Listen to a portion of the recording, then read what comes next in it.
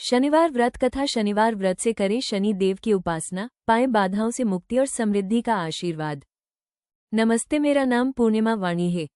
शनिवार व्रत के बारे में। शनिवार का व्रत ग्रह दोषों से मुक्ति दिलाता है। शनि की 7.5 खत्म होती है और आप अपने जीवन में आगे बढ़ते रहते हैं। मगर क्या आपको शनिवार व्रत के पीछे की कहानी मालूम है? क्या आपको पता है कि शनिवार का व्रत क्यों किया जाता है? आइए इस आर्टिकल में हम शनिवार व्रत से जुड़ी कथा को जानते हैं। शनिवार व्रत कथा। एक समय स्वर्गलोक में सबसे बड़ा कौन है? इस प्रश्न पर सभी 9 ग्रहों में वाद विवाद हो गया। इस पर फैसला करने के लिए सभी नवग्रह राजा इंद्र के पास पहुंचे और बोले, हे देवराज, आज आपको यह फैसला करना होगा कि हम में से सबसे बड़ा कौन है। ये प्रश्न सुन देवराज इंद्र उलझन में पड़ गए और उन्होंने इस पर फैसले को लेकर असमर्थता जताते हुए सभी नवग्रहों को पृथ्वीलोक के राजा विक्रमादित्य के पास जाने का सुझाव दे दिया।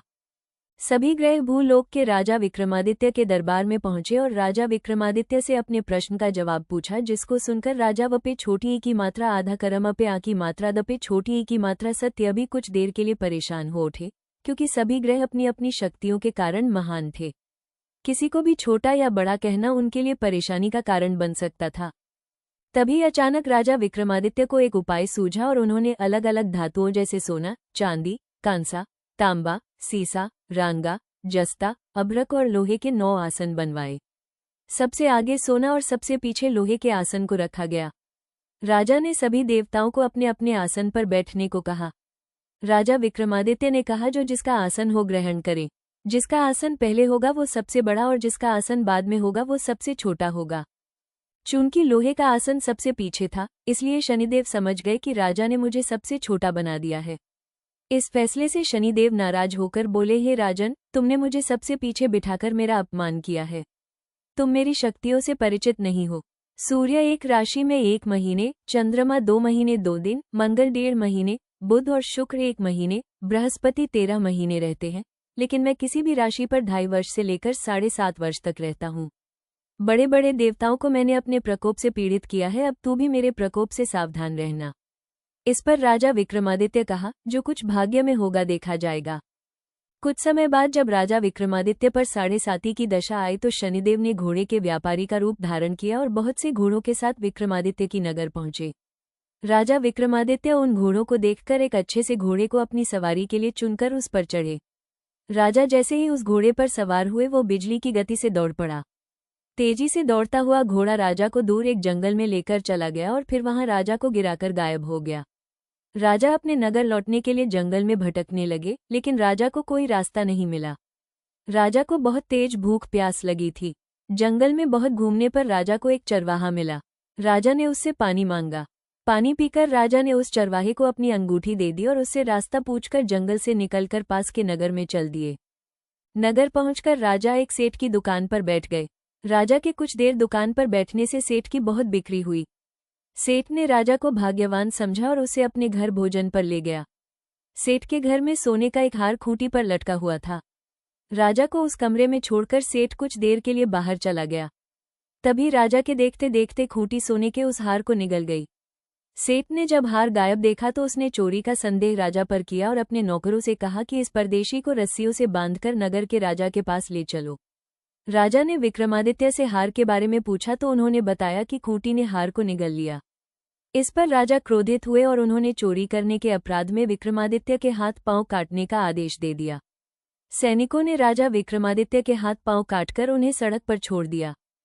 कुछ दिन बाद एक तेली उन्हें उठाकर अपने घर ले गया और उसे कोल्हू पर बिठा दिया। राजा आवाज देकर बैलों को हाँकता रहता। इस तरह तेली का बैल चलता रहा और राजा को भोजन मिलता रहा। शनि के प्रकोप की 7.5 पूरी होने पर वर्षा ऋतु प्रारंभ हुई। एक रात विक्रमादित्य मेघ मल्हार गा रहा था, तभी नगर की राजकुमारी मनभावनी रथ पर सवार उस घर के पास से गुजरी। उसने मल्हार सुनी तो उसे अच्छा लगा, जिसके बाद राजकुमारी ने दासी को भेजकर गाने वाले को बुला लाने को कहा। दासी लौटकर राजकुमारी को बताया कि वो अपंग है, लेकिन राजकुमारी उसके मेघ मल्हार से मोहित हो गई थी, जिसके बाद सब कुछ जानते हुए भी उसने अपंग से विवाह करने का निश्चय किया। राजकुमारी ने अपने माता पिता से जब ये बात कही तो वो हैरान रह गए। उन्होंने राजकुमारी को बहुत समझाया, लेकिन राजकुमारी ने जिद नहीं छोड़ी और प्राण त्याग देने की बात कही।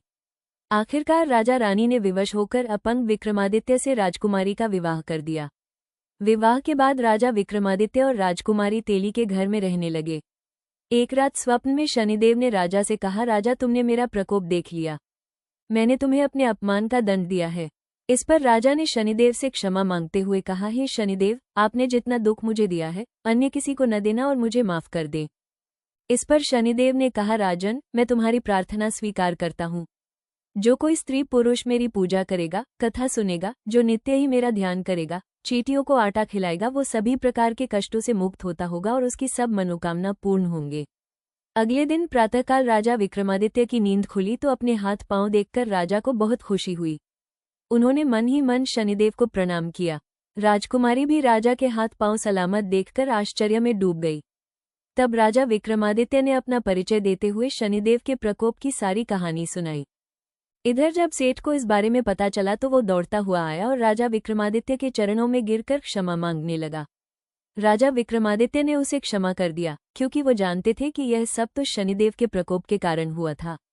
सेठ राजा विक्रमादित्य को पुनः अपने घर ले गया और उसे भोजन कराया। भोजन करते समय वहां सबके सामने उसी खूंटी ने हार उगल दिया। सेठ ने भी अपनी बेटी का विवाह राजा के साथ कर दिया और बहुत से स्वर्ण आभूषण, धन आदि देकर राजा को विदा किया। राजा विक्रमादित्य राजकुमारी मनभावनी और सेठ की बेटी के साथ अपने नगर वापस पहुंचे तो नगरवासियों ने हर्ष के साथ उनका स्वागत किया। अगले दिन राजा विक्रमादित्य ने पूरे राज्य में घोषणा कराई कि शनिदेव सब ग्रहों में सर्वश्रेष्ठ हैं। प्रत्येक स्त्री पुरुष शनिवार को उनका व्रत करे और व्रत कथा अवश्य सुने। ऐसी और कथा के लिए चैनल को सब्सक्राइब करें।